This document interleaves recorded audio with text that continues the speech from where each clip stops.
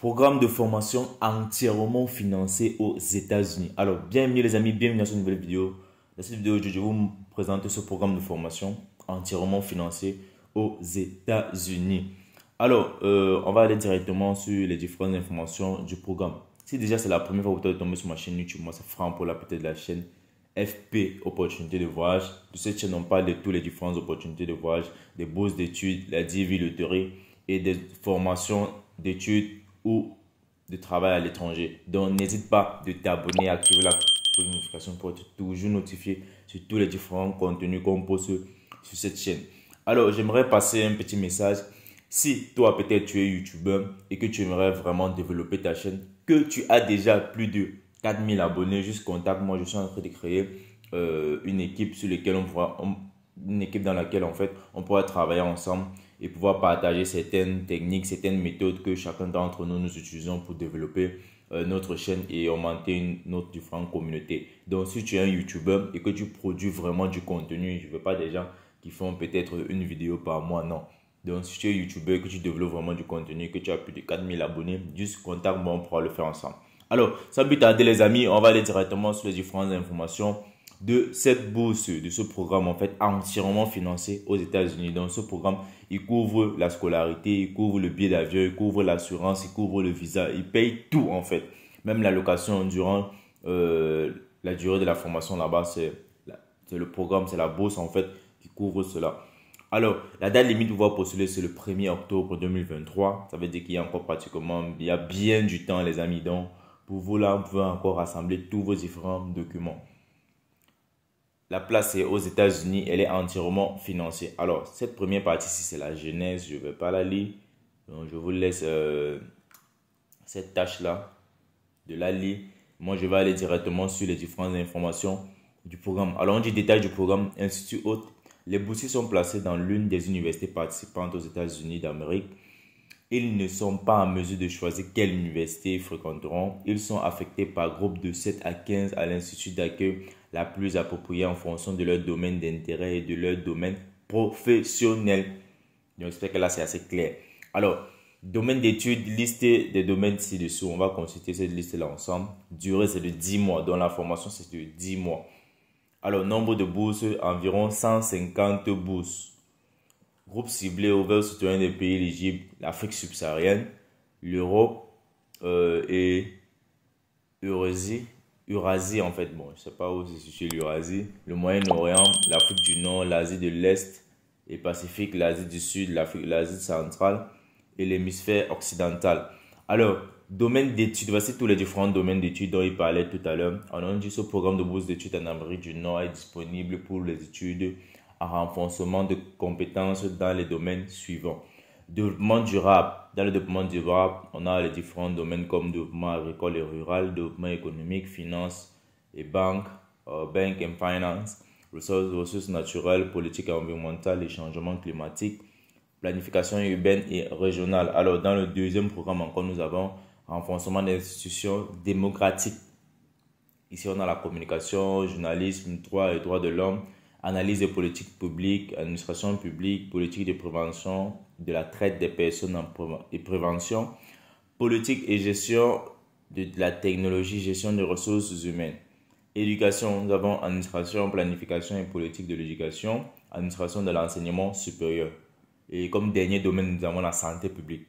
Politique et gestion de la santé publique, politique et prévention du VIH-Sida, éducation, traitement et prévention de l'abus de substances. Alors, quels sont les différents avantages de ce programme? Comme avantage, comme premier avantage, nous avons le paiement des frais de scolarité et autres frais de l'université d'accueil assignés, donc qui sont totalement gratuits.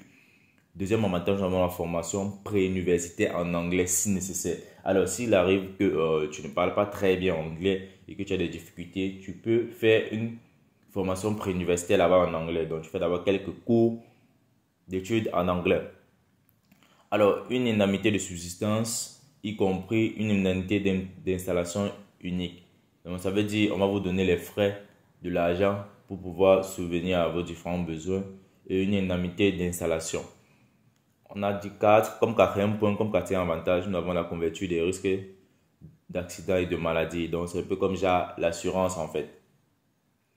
Cinquième point, nous avons l'allocation des livres. Donc, vous donnez peut-être de l'argent pour pouvoir acheter des livres ou un truc comme ça. Ou bien, ils vont vous fournir des livres en fait. Une subvention unique d'ordinateur. Donc, vous allez recevoir des ordinateurs. Voyage aérien. Voyage aller et retour aux États-Unis pour le programme et voyage intérieur pour les événements du programme. Alors, quand du voyage aller et retour, ça veut dire de votre pays pour les États-Unis et après la formation, vous allez encore rentrer. Maintenant, quand du voyage intérieur, ça veut dire que vous allez vous déplacer durant votre programme de formation là-bas. Vous allez dans certaines villes et vu que la distance est un peu longue, c'est la bourse qui couvre cela.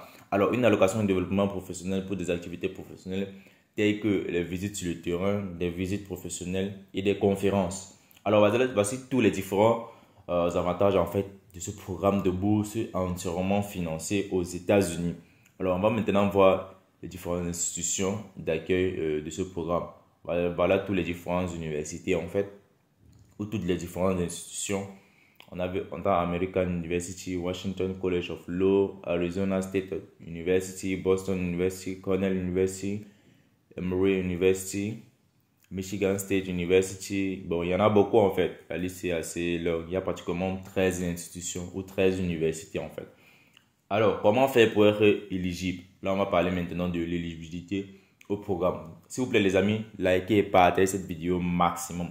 Lorsque vous recevez une information et que peut-être vous n'êtes pas éligible, juste partagez-la. Dans cette vie présentement de nos jours, on doit s'entraider pour pouvoir réussir.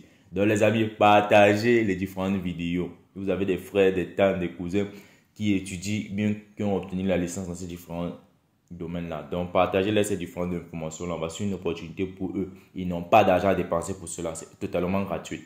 Alors, éligibilité au programme de bourse Uber Humphrey.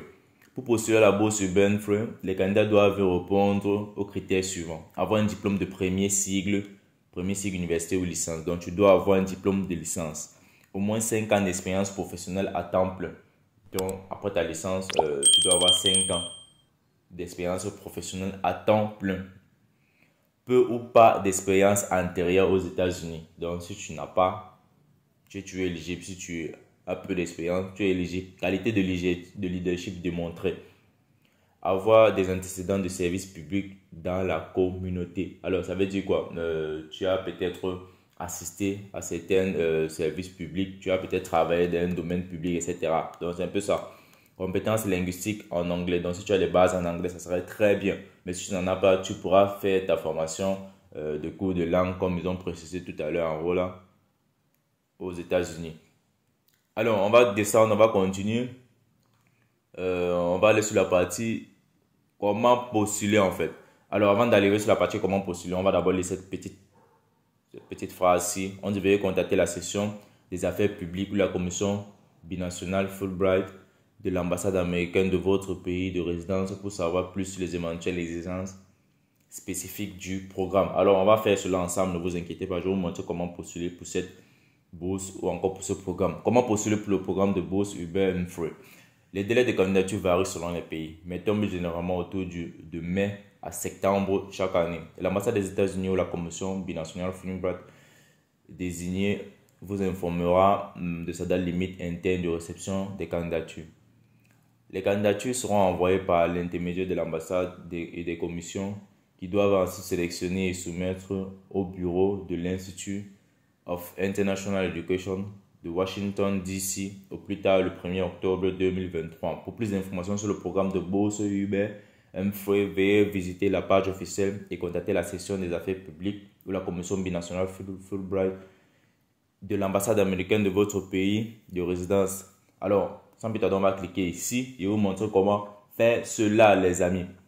Alors, lorsque vous arrivez sur cette page ici, donc faites-moi savoir, je mettrai le lien de la bourse dans la partie commentaire ou dans la partie description. Faites-le moi savoir les amis. Et surtout likez et partagez la vidéo s'il vous plaît. Si je fais ces différents contenus là, c'est pour vous en fait. Alors lorsque vous arrivez sur cette partie-ci, vous allez d'abord venir ici sur Humphrey le menu. Alors sur cette partie-ci, vous allez voir, il y a toutes les différentes régions. On a dit Est, Asia, Pacific, Europe and Russia, Middle East and North Africa, South and Central Asia, Sub-Saharan Africa. Alors, ici, nous on gère l'Afrique subsaharienne. On clique là-dessus. Lorsqu'on arrive sur l'Afrique subsaharienne, wow, sais qu'il y a une vidéo qui joue. C'est laquelle? Quelle est cette vidéo là? Ok.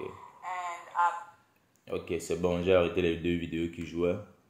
Bon, en fait, ce sont les différents reviews des différentes personnes qui ont fait ce programme-là. Ici, nous avons Agnès qui vient de l'Ouganda, qui a fait son programme à l'Université du Minnesota dans le programme de Trafficking in Person and Policy and Prevention durant l'année 2015-2016. Nous avons Emmanuel qui vient du Nigeria, qui a fait son programme dans Law and Human Rights durant la période de 2015-2016.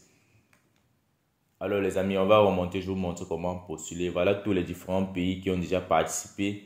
Bon, à travers la carte, je ne pourrais pas vous citer, mais là, ici, je reconnais, il y a le Nigeria. Ok, il y a le nom qui affiche, il y a le Niger, le Mali, le Ghana. Là, nous avons le Libéria. Donc, ce sont les différents pays qui ont déjà participé. Ce n'est pas les différents pays qui sont éligibles. Tous ces pays de l'Afrique subsaharienne, c'est là. Vous avez vu, on a coupé. Il y a certains pays ici qu'on n'a pas mis. La carte n'est pas totalement finie en fait. Donc, tous ces différents pays, ce sont les pays qui sont éligibles pour ce programme. Alors, comment postuler? Ça, c'est la belle question. Comment faire pour pouvoir postuler? Donc, cette page, c'était juste pour vous montrer. Pour pouvoir postuler, c'est assez simple. Vous venez ici sur Prospective Applicants. Vous venez d'abord sur Eligibility. Pour pouvoir voir les différents critères d'éligibilité. Vous allez voir en fait que ce sont les mêmes que nous avons lus tout à l'heure.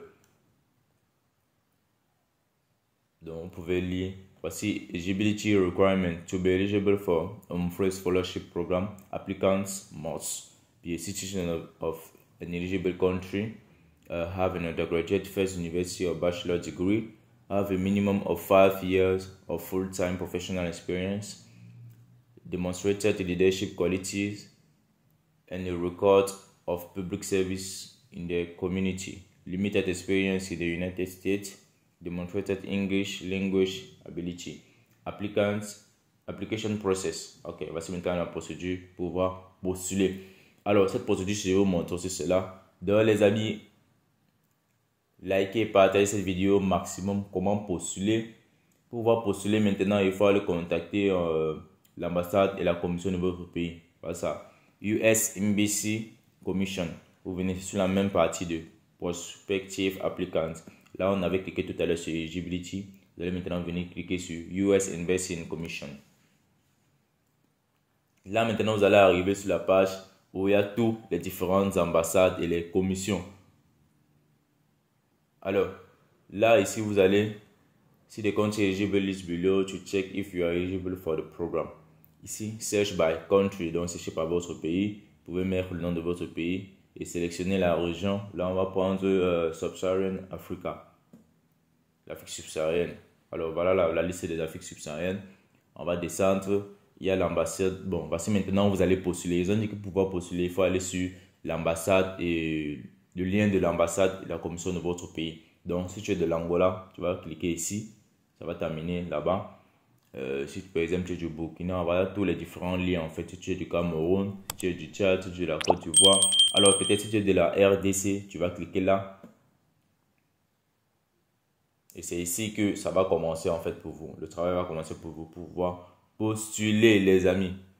Alors, les amis, nous sommes pratiquement déjà à 10 minutes de la vidéo. Je ne voudrais pas rendre la vidéo très longue, donc je vais m'arrêter ici. Alors, les amis, si vous avez aimé cette opportunité, vous avez aimé tout ce que j'ai partagé dans cette vidéo aujourd'hui, juste faites-le moi savoir dans la partie commenter. Si vous avez des idées de vidéos, peut-être des choses que vous voulez faire durant votre procédure, pouvoir peut-être postuler, il y a un document qui vous manque, un document que vous voulez voir, peut-être un exemplaire, juste faites-le moi savoir dans la partie commenter. Et surtout, comme je le disais encore au départ, si tu es youtubeur et que tu as plus de 4000 abonnés et que tu aimerais vraiment développer ta chaîne, augmenter ta communauté et que tu cherches des personnes comme toi pour pouvoir travailler ensemble, juste contacte-moi, on le fera. Alors les amis, merci d'avoir regardé cette vidéo jusqu'à la fin. Moi, c'est Franck pour la peut-être de la chaîne FP Opportunité de Voyage. Sur ce, on se donne rendez-vous dans une autre vidéo. Big up!